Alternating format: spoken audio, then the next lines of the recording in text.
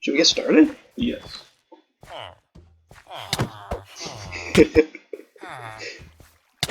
Sam, are you ready to talk about volunteer tours? Hey! Yeah. Alright, fine. Hey guys. What's up? So, Sam, what do you know about volunteer tours, if anything? Absolutely nothing. Like, like nothing, like, I don't know, have you seen people who've, like, posted, they went to, like, Indonesia or Africa or something? Well, like I know people go to like Nicaragua and go to schools and stuff, but that's about it. Yeah, I mean, that's the basic idea. People, like, the lowdown is, volunteer tourism is people from, like, wealthier countries traveling to poor countries to just, like, I don't know, volunteer their time to these communities and, like, try to improve living conditions and stuff. But, a lot of people don't think about the potential harm that they're actually doing. Because, obviously, if you're flying to a foreign country, you think, like, oh, like, my presence here is only doing good. When in reality, it's more complicated than that. I don't know. There's a lot of, like, physical and psychological harm that the presence of volunteers can do in poor communities. Like what? I mean, well, first and foremost is the issue of sustainability. Like when volunteer tour groups travel to foreign countries, sometimes the solutions that they implement aren't very long lasting. So, like, with the idea of, building schools, building water pumps. What are you doing? Damn, it's gonna be a farm. Oh. No, what? We'll just make it right here. I'm building it like they build it. Okay. But yeah, I mean, with trying to implement water pumps in schools and things, they're good solutions for as long as they work, if that makes sense. No, it does. I get it. Like, as soon as, I don't know, God forbid, a teacher dies or something, that school is only going to be up and running as long as they have replacements for these teachers. If this country doesn't have a system to create educators, then there's no way that, these students are really going to have a good environment to learn and keep learning. So it can't be a one-off thing. It needs to be a sustained development. Well, yeah, that's the issue of sustainability.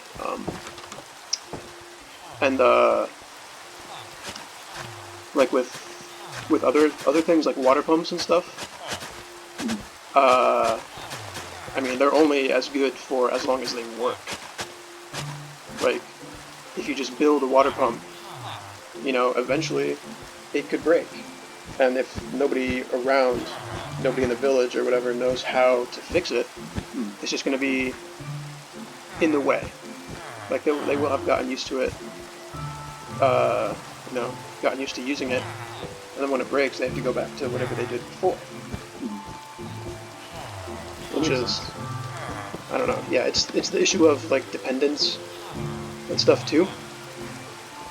Like, you don't want these villages to become dependent on aid from, these volunteer groups. It's like, you gotta teach them to help themselves. yeah, and there's been stories about instances where these villages have, accepted help from volunteer groups, and then as soon as these groups leave, they go back and revert to their old way of doing it. Like, if a group goes in and builds a school, once they leave, they will tear down the school just so another tour group will come back into the village and, stimulate their economy. Right? I have no clue. Because, yeah, well, I mean, while the tour groups are there, obviously, oh my god. These guys have never seen a farm before. Yeah, we're teaching them. right? Yeah, while these groups are there, they're stimulating the local economies. So So like if I trade with these guys. yeah, find one that can trade, and when you're trading with them, at least in the game, they're becoming, better. What are you buying? They're becoming, better at what they do. Ooh, hey, a boat.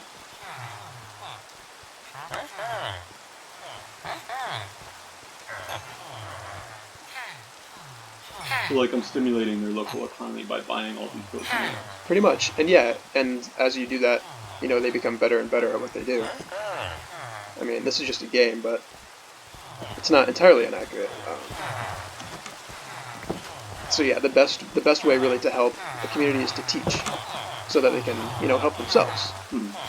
If you just build a school, you're not always going to have somebody to teach it. But if you teach people how to teach in a school, then it doesn't matter if there's a school building or not, but you're always going to have those teachers, those educators, who will really help the children and the people of that village. And same goes for a well. If you can teach people in the village how to maintain a well or a water pump, like they'll always have that pump. This guy already learned how to be a farmer over here. And I mean, with like other issues with volunteer tourism, there's a lot of orphans in these poorer parts of the world, and something you see a lot of the time is, these orphans becoming attached to the volunteers that come to their village and spend time with them. But what a lot of the people don't realize much of the time is that the reason they become so attached is because they're orphans. They've been faced with abandonment pretty much their whole lives, and as soon as these volunteer groups come into town,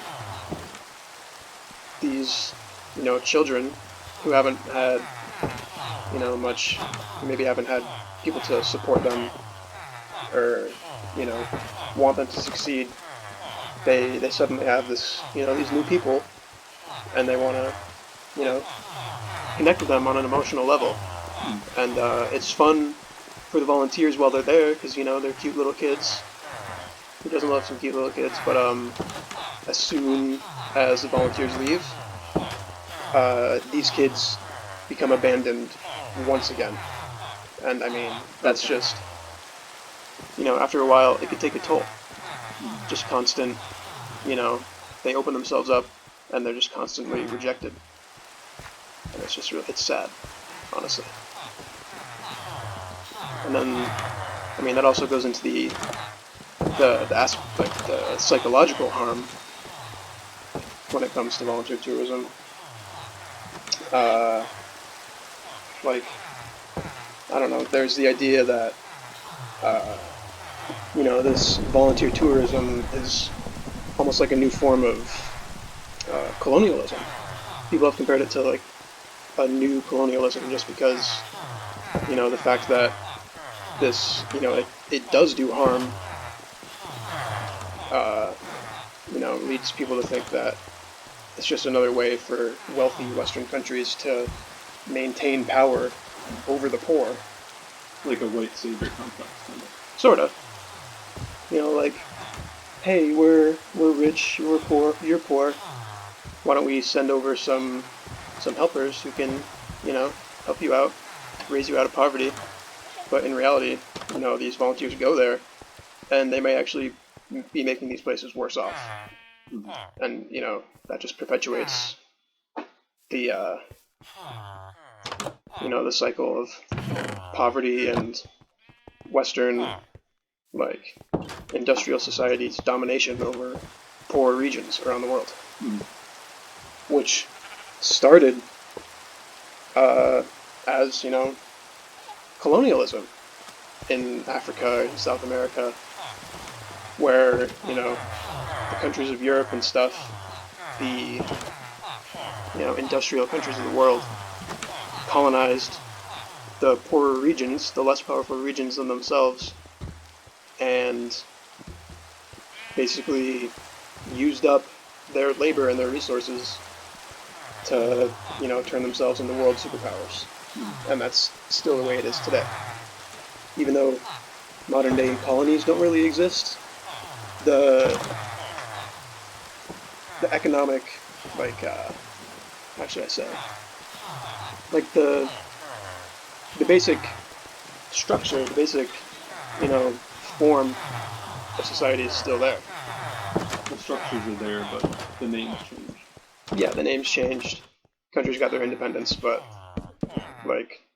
not a whole lot has really changed because where we live in the U.S., we're still rich, and those in Liberia are still poor, which is why we think that we have to go and help. And I mean, I'm not saying that we shouldn't help. There are really good ways to help, but volunteer tourism, flying to a foreign country just to say that you helped is maybe not the best way to help.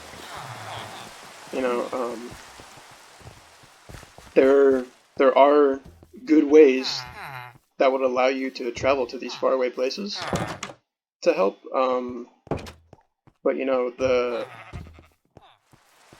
But the letters you get in the mail, like, hey, come join our tour group, come to Colombia and zip line in the rainforest as you preserve the jungle, things like that advertise having fun at the same time as they advertise doing good are just, I think it's just a sham. Because, if you're not dedicating your whole self to actually help,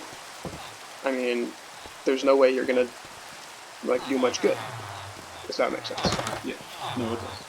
You have to be selfless if you actually, want to help bring these places out of poverty.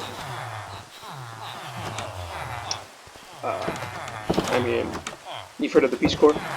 Yeah. The Peace Corps is in my opinion, the best way to help if you actually want to go and physically be there. Because it's in theory it's it's a 2-year commitment where you go, you get flown to a foreign country, and you go through months of training, 3, 4, 5 months of training just so you can go into these communities, the best prepared to help them, right? Yeah. I don't know, there's different opportunities. You can become a teacher in a school. You can, become, you can help with local agriculture and stuff, just to help with sustainability.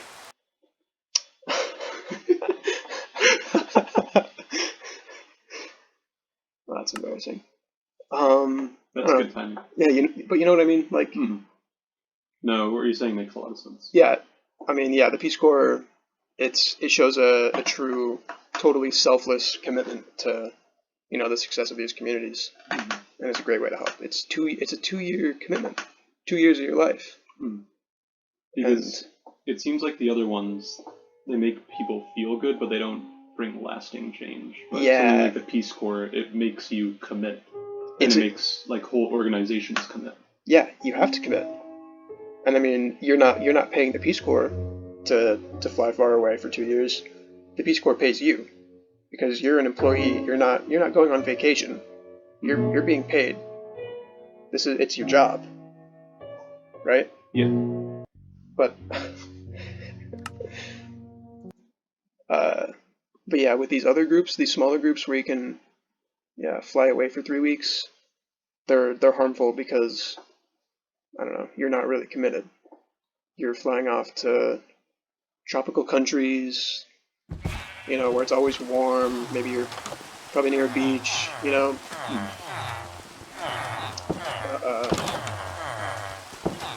Like, I'm sure there's opportunities to do good, but in my opinion, it's pretty selfish. Because you're not just doing there to help a community, you're going there to, take pictures. You're gonna, like, post pictures on your Instagram. You're gonna take selfies with, like, the village children. Like I said earlier, you're gonna leave and abandon them and just make them feel even worse. Yeah, photography is a whole other issue we could go into. Yeah, please. Alright, like, yeah, my issue with photography is just that it shows, uh, like, privilege, really. Like, when you fly to a foreign country and you're just taking pictures of everything and everyone, like, I don't know. I mean, in one thing that I read, I heard an anecdote from a boy who lived in a Kenyan slum. He lived in a slum outside of Nairobi, and he lived in a slum outside Nairobi, and he told the story about one day he was sitting outside of his house, sitting on the ground, like washing off some spoons and forks and things, wishing he had something to eat because he hadn't eaten in 2 days. And, just abruptly out of nowhere, a white woman walks up to him, keeps her distance, and takes a picture, snaps a picture of him, and just walks away. Right. She, like, obviously that's a pretty extreme example, but, yeah. I mean, it's an example nonetheless of a tourist traveling to a poor country and just treating a person that lives there like a literal animal in a zoo. Like, that's something you do at the zoo. You walk up to the gorilla exhibit and take a picture and walk away. You can't do that to a living, breathing human person with feelings on the streets. And she's gonna go home and show that picture to all her friends and her family. Talk about, like, oh, this poor Kenyan boy she met while on her slum tour, which, I mean, is it's a different issue, but it's sort of related. I don't know, it's just sad. And when people our age, when they fly far away, it's a similar issue. I mean, you've probably seen posts on, like, Instagram and stuff. People from Gen Z, like millennials, taking pictures of their time, showing off how much fun they had, and how cool it was, and how much they helped.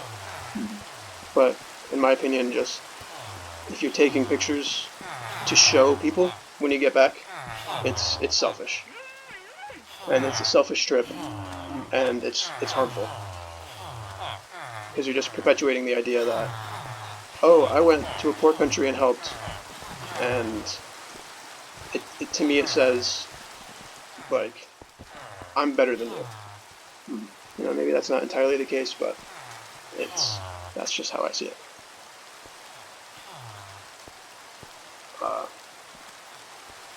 So, what do you think people can actually do to change this and help, like, create lasting change? Yeah, things you can do right now to create lasting change. Obviously, the Peace Corps, it's a big commitment, but I mean, there are other, less, like, more short-term commitments you can make, which are primarily just, like, making donations. There are tons of good organizations you can donate to that will, channel that money to these communities, to these countries that need the help. One example is School in a Bag, which is, it's based out of England. Basically, if you donate money, they will, create backpacks filled with school supplies and send them to poor villages for the children. for the kids to use to go to school to make the most out of whatever education that they get. Okay. Right? Like paper, pencils, stuff like that. Stuff that we take for granted, and they don't really have continuous access to. And there's like Oxfam, which is a big like I don't know. It's a group of I don't know what the word is, but a big group of like 20 organizations that are just dedicated to like lifting poor countries out of poverty. So I mean, there are lots of lots of ways to help. But I think personally, going on a quick 2-3 week vacation to a poor country is maybe not the best way. If that makes sense. No, it does. And do you have any more questions or? I feel like you explained it pretty well. I'm not sure what else I could ask, but Yeah, and I mean, it's not that complicated of an idea to wrap your head around. But there's a lot to consider, and I'm not saying you shouldn't join a group to go volunteer in another country, but you have to consider what your personal goals are, what you want to accomplish while you're there. Because if you want to go there and take pictures for your Instagram, you're not going to do any good. Yeah.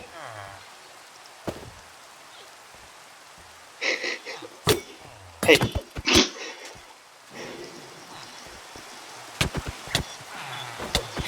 No, I came prepared. Gold apple.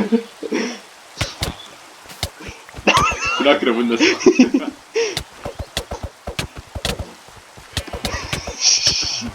Oh. Okay. Fair enough. Oh, I'm all the way back here.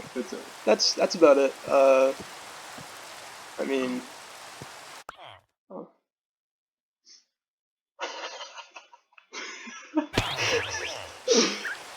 Yeah, you did a pretty good job of explaining it, I think. I feel like people would understand that now.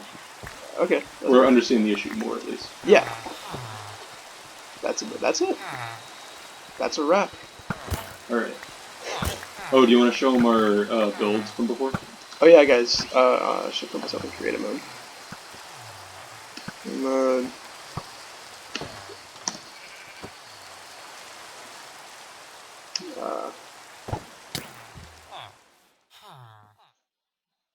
I hope they could hear you. Oh yeah, I think they can. I thought I was speaking loud enough.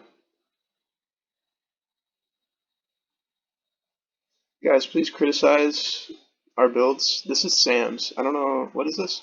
It's a gondola. A gondola. Yeah. Sam is Swedish. Check out the inside though. I don't know what this flag is. Danish. Danish. You're not Danish. You're Swedish. And I mean he's got the rainbow interior. Fair enough. Yeah, and then you got the futuristic. Yeah, I don't really know what to say about mine yet. It's not done. But yeah, the idea is that it'll be modern, Got some quartz. Got the natural materials going on. You do too. Yeah. Yeah. All right. Well, this is how I'm helping the third world. Well, I mean, we gave the village a pretty nice boost, I think, right? We built a field, a little farm for them, a panda farm. Hopefully they know how to use it. I gave them parrots. I mean, yeah, we saw this guy already knows how to be a farmer. He's learning. That's good. Other villagers stimulating the local economy.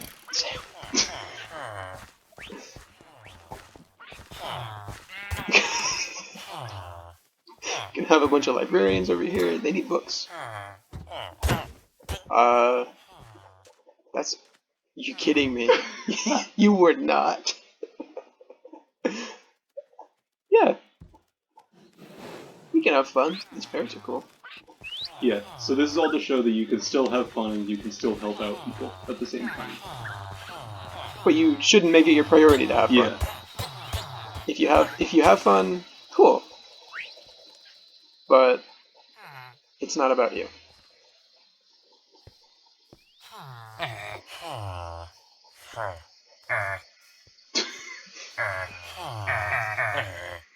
I guess he doesn't want to. No, apparently not. I really was running out of breath a few times there. Oh yeah. Just talking. And then talking, Cool. Alright. That's it, the end.